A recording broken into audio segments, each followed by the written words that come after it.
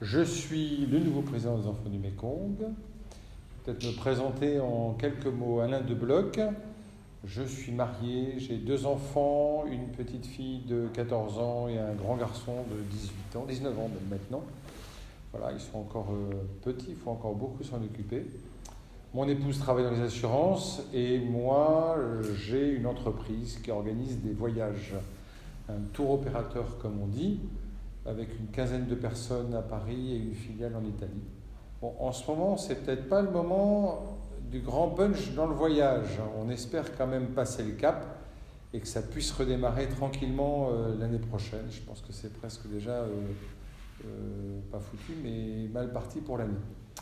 Voilà, alors comment j'en suis arrivé aux Enfants du Mékong? C'est une histoire assez longue puisque ça fait maintenant bientôt 30 ans que je suis lié à Enfants du Mékong, oui. Un jour, par hasard, on m'a invité à venir déjeuner aux Enfants du Mékong. C'était un midi de mémoire en septembre ou en octobre, je ne sais plus.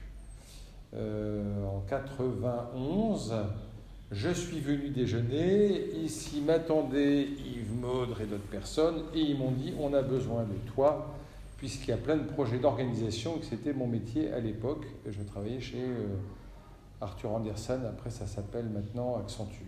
Voilà. Je suis rentré au bureau après le déjeuner, j'ai dit je pars en congé sabbatique. Voilà. Mon patron m'a regardé un peu de travers. À l'époque, ça ne se faisait pas encore beaucoup les congés sabbatiques pour les années dans l'humanitaire. C'était assez rare.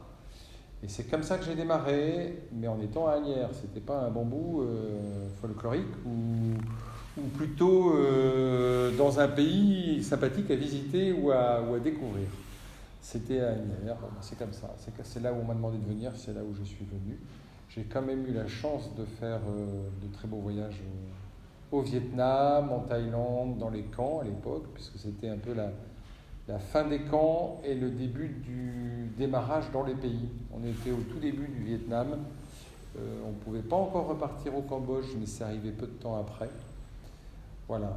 Et puis, ben voilà, et c'est aussi comme ça qu'est née une longue amitié avec Enfants du Mékong, puisque c'est une amitié un peu familiale, je dirais. On m'a demandé de venir assez vite au conseil d'administration. Donc j'ai fait 25 ans de conseil d'administration. Je suis un vieil administrateur, bientôt le plus vieil administrateur, en tout cas en durée du conseil. Voilà, j'ai été du coup très longtemps trésorier. Et puis avec l'arrivée de Christine, je ne sais plus si c'est là ou un petit peu avant, on m'a demandé d'être vice-président. Et puis Christine arrêtant parce que ça faisait déjà 10 ans, et bien on m'a demandé si je voulais me présenter. C'était pas facile parce que la conjoncture est un peu difficile pour moi dans mon entreprise. Mais bon, finalement, j'ai fini par accepter et me présenter. Et donc, je suis maintenant le nouveau président. Voilà. Enfants du Mékong, pour moi, c'est un peu une seconde famille. Voilà. C'est vrai que j'ai moins de relations. Quand on était plus... il y a quelques années, on avait tout le temps des jeunes aussi qui venaient. Et là, ça fait un moment que je ne suis pas reparti dans le pays. Donc, on avait des relations personnelles avec des jeunes qui étaient en France. Maintenant, c'est un peu différent. Mais ça fait partie des appels différents que peut avoir Enfants du Mékong.